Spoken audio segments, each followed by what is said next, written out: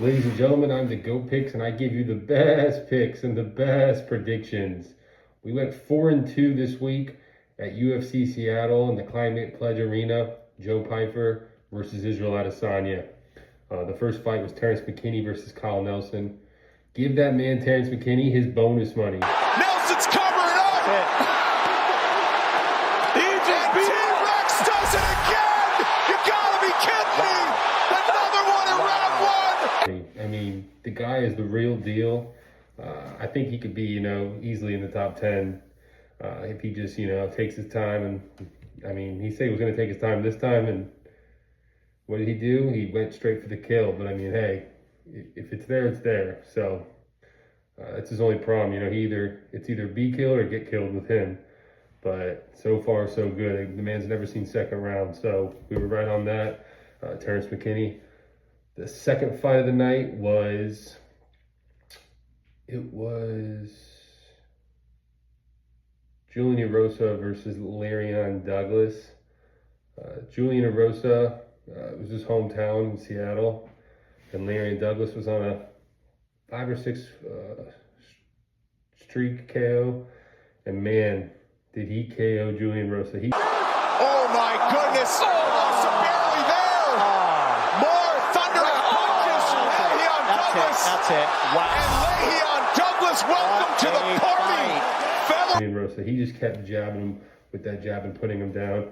I don't like to compare the two, but Larion Douglas is like a Ilia Topuria Jr. with that hook of his and that straight jab he has. So I'd like to see Larion Douglas and then other fights too. A lot of KOs coming. So we're right about that. The next fight was Mansour Abdul Malik versus Yusuri Bulgario. And what did I say? That 6'6", keep the distance, keep striking him. And I mean, he picked the guy apart and finished him. I mean, I didn't think it was gonna be that bad. I thought maybe, he'd have some trouble with the takedowns. But I mean, Mansour couldn't get the takedowns on him, and Yusuri just literally, it was like a sparring session and just beat the guy badly. I thought they should have stopped the fight, but the ref kept it going. Yusuri's gonna be a problem. Maybe, that's the next fight for Israel Adesanya, fight Yusuri, but even then I'd be scared with that because Yusuri is quick. He's training with Alex Pereira, and I think that guy's gonna be the real deal soon in the future with a lot more training. The next fight was Nico Price versus Michael Chiesa. And man, was that the best outcome that could happen for Michael. I mean, he went out, got his sub again, and that's the way he wanted to go. He got a round 1 sub. It almost looked like Nico felt bad and just gave up and, tapped. So what a way for Michael to go out. Legend.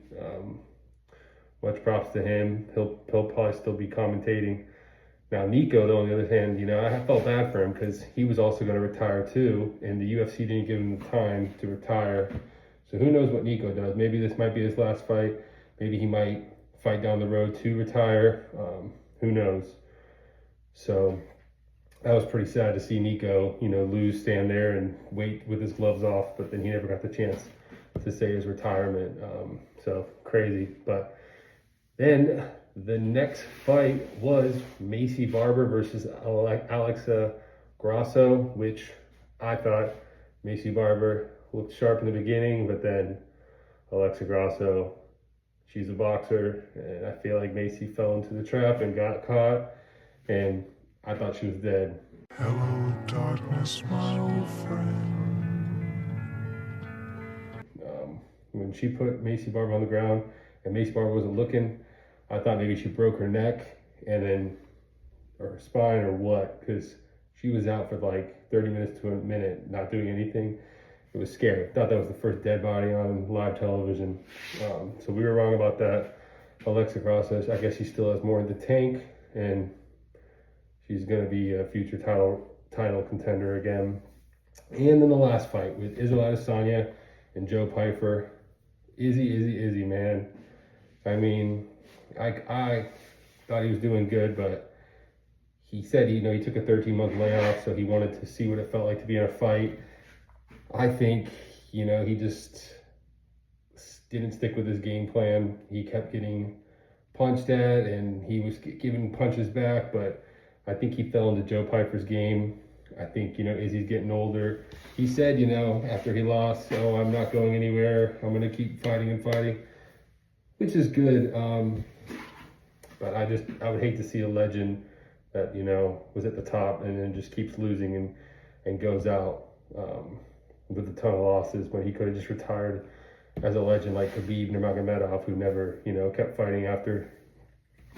So I don't know what's next with Izzy. Maybe he fights UFC, but again, that's still tough. And then, you know, and then you have Joe Pyfer, who said, you know, he was suicidal the week before. I mean, that's crazy there too. You know, I hope, you know, Joe has a good, you know, family and foundation of friends that are there for him, because even though, you know, he's won this fight, he could still be battling his demons. So there's a lot in UFC going on, but we got Michael Chessie that retired. Joe Pyfer now is hopefully going to be top 5 now and at least fight for the belt, or fight one more fight to the belt. So, but yeah, guys, like and subscribe. We went 4-2, and we're going to try to go 6-0 this week. So thank you.